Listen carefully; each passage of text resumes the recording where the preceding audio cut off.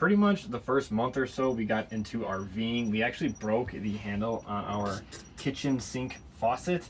And also, I don't know if you can really tell in the video here, but the sink or the faucet head keeps getting clogged up with like minerals or something in the water.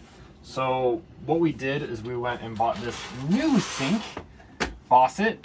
And this one looks like it has some bigger holes in the top there. Hopefully it won't get clogged up with water as badly. And we're just gonna go through the whole process of how to replace it. It has the same base. That's probably the biggest thing to keep in mind if you are replacing your sink faucet. And then it looks like you just kind of, I unscrewed these already. And you're just gonna put it on top right where this one is, and then go underneath and screw it on. So the hardest part is gonna be lining it up with the water lines and then reaching under while putting it on, which is helpful if you have someone to help you out to hold it on top. But the first thing you need to make sure you do before you unscrew the faucet is to turn off the water. So we actually aren't using our water pump right now. We're hooked up to city water. So I'm just gonna come in here and just turn it off. You don't need to necessarily unscrew the hose. You just need to keep the water pressure from coming in. So now that that's unhooked, we can come inside and turn on the water, and it'll release some of that pressure.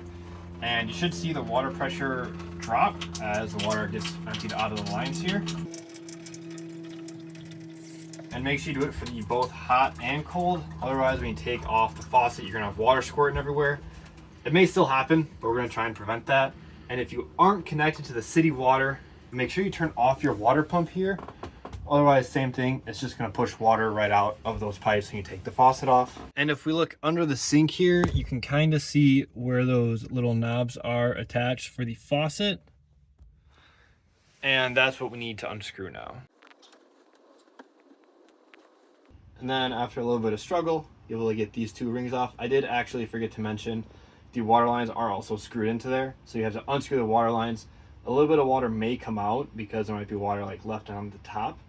So you gotta take those off, and then we put actually a frying pan underneath to catch the water. And it actually worked pretty well, and that way you can still get your hand in there, it's not really in the way. And then you have to take these little washers and nuts off of them, and then this whole sink should just come out of it. Just like that, comes right out. And now it's time to put on the new one. And last thing before you put it on there, you have to connect like the hose, neck, faucet thing, whatever you want to call, to the base. And one thing to just keep in mind before you tighten it too much, it will spin on here. Make sure when it's on there, it opens up towards you and not towards the wall. We haven't made that mistake yet, but I'm sure many people have. And one last thing on the sinks here, the reason why you get them with this bendable hose on them is because when you're driving around in an RV, the whole thing will shake.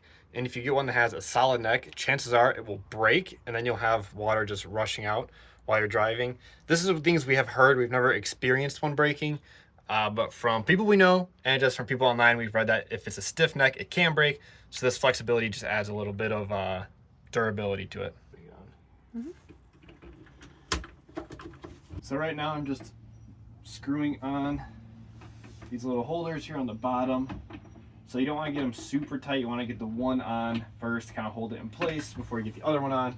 And you kind of just got to hold them on. This doesn't keep the water lines in. This just holds the faucet on the counter. So right now it's slanted, but when it's tightened up, it'll be straight. And once you get those rings on there like that, you just have to put the water lines attached to it, turn on the water, and then pray that there's no water leaks, and then you're good to go. And then when you turn the sink on, you have water. Something to note with this faucet in particular, it has a little switch back here that you can switch to like more steady stream of water or the spray. The spray works really well for conserving water, but it obviously doesn't get you as much water if you're trying to fill something up, which is why it has that second mode. So that's the whole switch on how to change out the kitchen sink faucet. We have the old one here. Probably just gonna throw that away. I'll link all the tools and equipment that you need below. I think the kitchen sink faucet was like 20 bucks. And then I just use my hand to loosen and tighten everything. Maybe you'll need a pliers at max, but it took about half an hour to do it all. And that was while recording it. So you could probably do it in 15-20 minutes if you're really rushing through it. So hope this video helps, and be sure to subscribe to see more helpful videos like this on how to do things in your RV and just in general.